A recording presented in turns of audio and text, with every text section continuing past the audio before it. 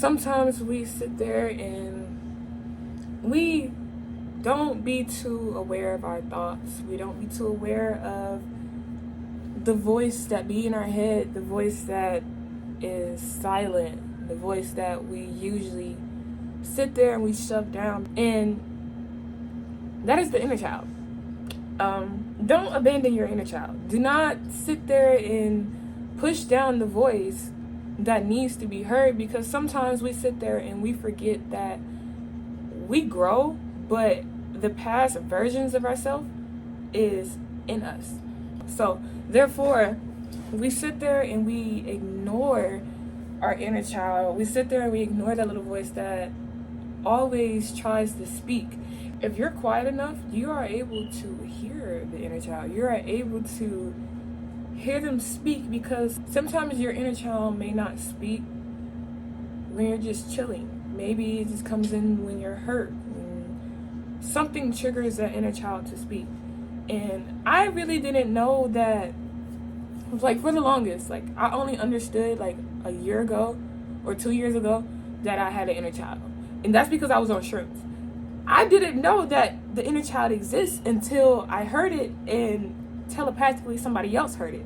So it was like, oh, you hear her too. So it's like, okay, boom. Fast forward of my healing journey, I'm realizing like I gained enough awareness to the point where I don't have to take shrooms to understand and remove my ego in order to hear the thoughts that may come through, to understand and hear the versions and the past versions of myself that is still ingrained in me.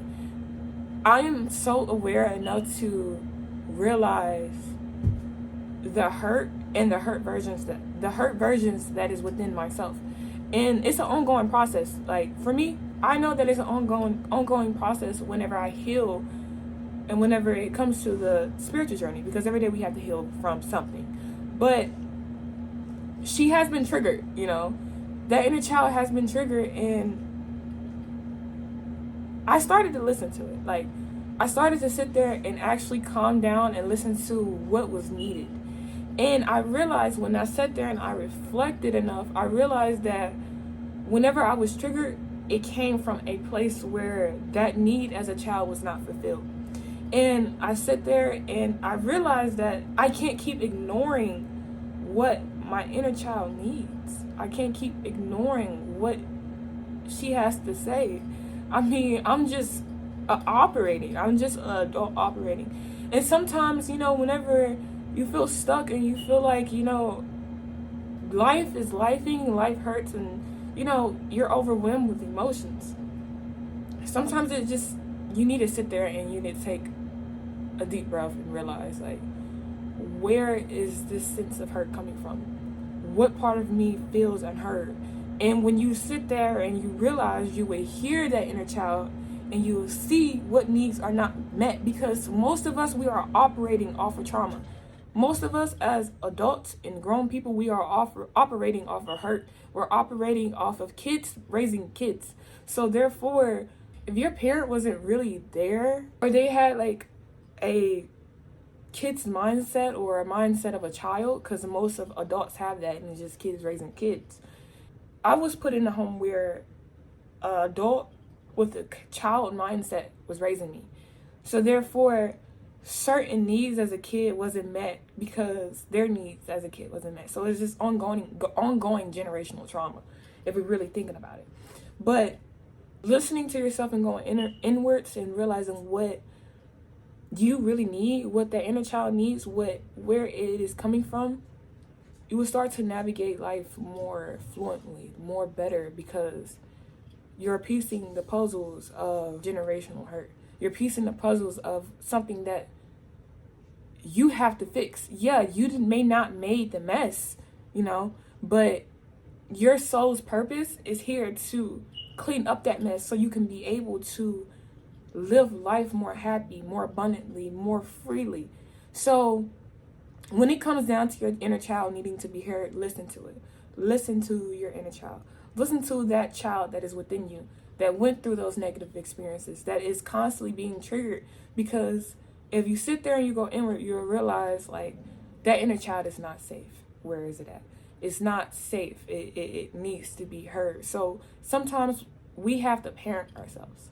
Sometimes we sit there and have to switch our perspective, switch our mindset, and be like, you know, what does my inner child really needs right now? Why are they hurting?